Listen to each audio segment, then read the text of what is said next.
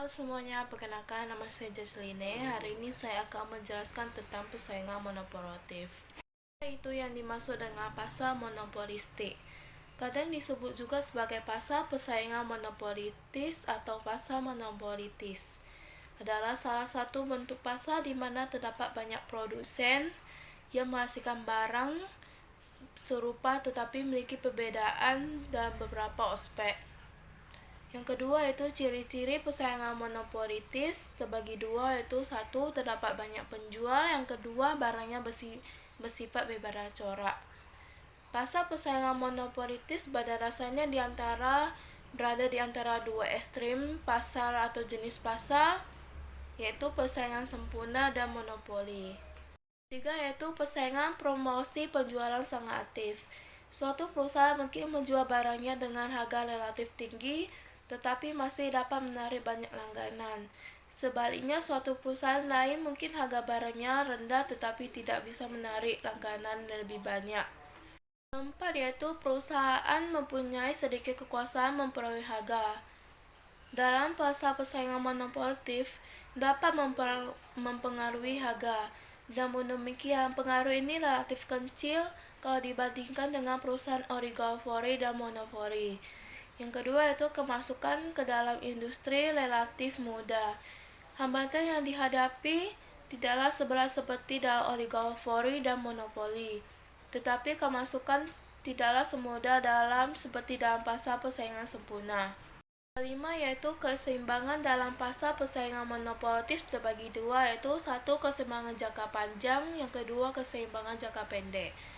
Keseimbangan jangka pendek oleh karena kurva permintaan adalah menurun sedikit demi sedikit dan sebagai akibatnya kurva RL tidak berempit dengan kurva permintaan. Kalau keseimbangan jangka panjang dalam persaingan monopolitis tidak terdapat hambatan kepada perusahaan-perusahaan baru, maka keuntungan yang berlebihan normal akan menyebabkan pertambahan dalam jumlah perusahaan di pasar. Sebagai akibatnya, setiap perusahaan akan menghadapi permintaan yang semakin sedikit pada berbagai tingkat harga. Selanjutnya, penilaian atas persaingan monopolitis. Satu, efisien dalam menggunakan sumber daya. Untuk menilai sampai di mana efisien pasar persaingan monopolitis di dalam mengalokasi sumber daya, akan dibuat suatu pembandingan dengan efisien dalam pasar persaingan sempurna. Yang kedua, efisien dan differentiation produksi. Berbagai dari segi mutu barangnya, pengemasannya, dan pelayanan setelah penjualan. Perbedaan ini menyebabkan para konsumen mempunyai pilihan yang lebih baik dari pilihan yang dapat dibuat mereka di dalam pasar persaingan sempurna. Pilihan yang lebih baik ini dapatlah dipandang sebagai kompensasi kepada penggunaan sumber-sumber daya yang kurang efisien seperti yang baru saja diterangkan.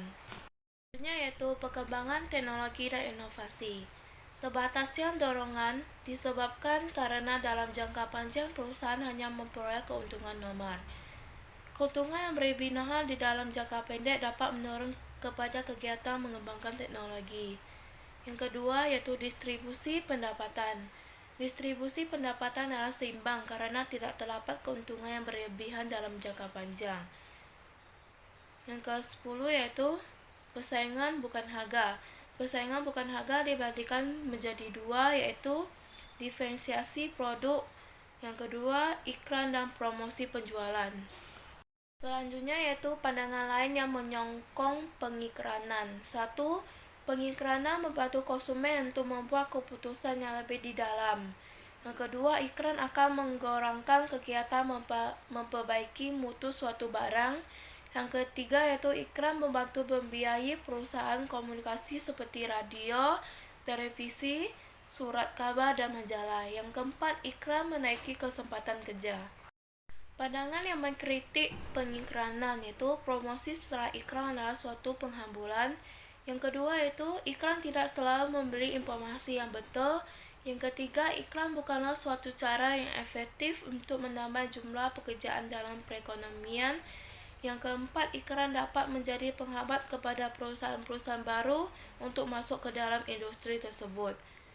Selanjutnya, keuntungan pasar monopolitis. Yang pertama yaitu Banyaknya produsen di pasar memiliki keuntungan bagi konsumen untuk dapat memilih produk yang terbaik baginya. Yang kedua, kebebasan keluar masuk bagi produsen untuk mendorong produsen untuk selalu melakukan inovasi dan menghasilkan produknya. Terakhir yaitu kelemahan pasar monopolitif. Pasar monopolitif memiliki tingkat persaingan yang tinggi baik dari segi harga, kualitas maupun pelayanan, sehingga produsen yang tidak memiliki modal dan pengalaman yang cukup akan cepat keluar dari pasar. Yang kedua, dibutuhkan modal yang cukup besar untuk masuk ke dalam pasar monopolitif karena pemain pasar di dalamnya memiliki skala ekonomi yang cukup tinggi. Sekian, terima kasih dari saya. Jika ada salah, saya mohon maaf.